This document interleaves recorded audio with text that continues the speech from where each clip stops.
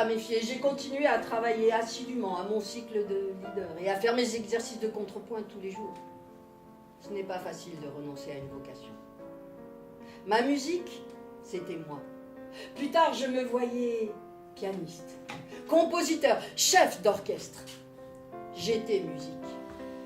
Ma musique. Et voilà qu'entre dans ma vie un homme qui me demande sans rire de renoncer à tout. Pour l'heure, je suis une épouse. De celles qui savent précisément où leur mari a laissé ses lunettes. Je suis la gardienne du silence bénéfique d'où naît sa merveilleuse musique.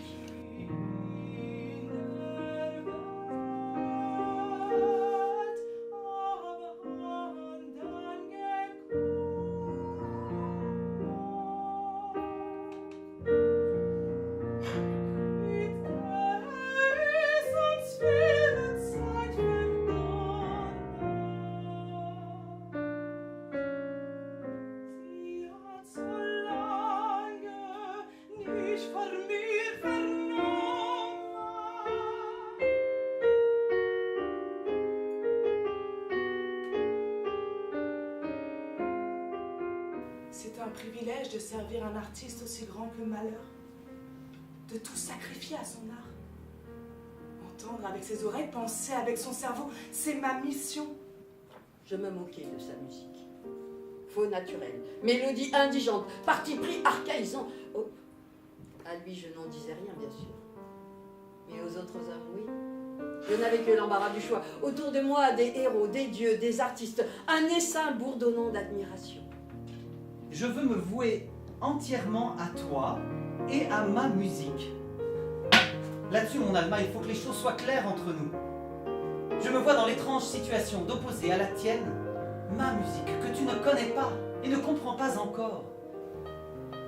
Ne t'est-il pas possible de considérer désormais ma musique comme la tienne?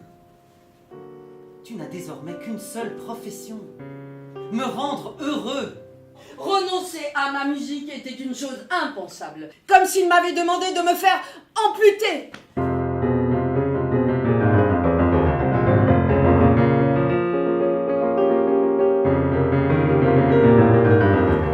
Maintenant qu'il était père, il avait moins besoin de moi. Et les rares fois où je pus traîner mon corps déglingué jusqu'à l'opéra, je le vis tourner autour de la soprane.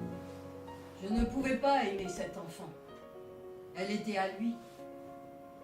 Jamais je n'avais été aussi seule. Je ne retrouvais pas le chemin menant à ma musique. Il fallait d'abord que quelqu'un m'aime. Qu'est-ce que j'étais devenue? Où était passée ma vie? Il n'y avait pas d'échappatoire.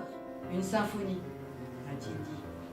Sur moi, grâce à moi, pour moi.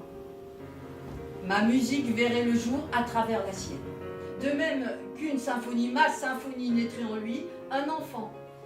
Son enfant se développerait en moi.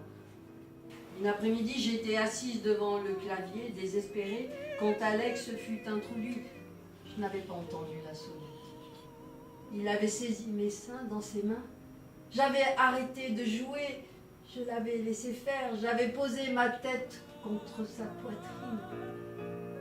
Il m'avait fait vibrer. Ma musique. Oserais-je?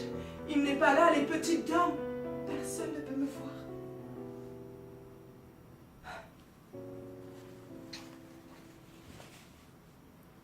C'est trop tard.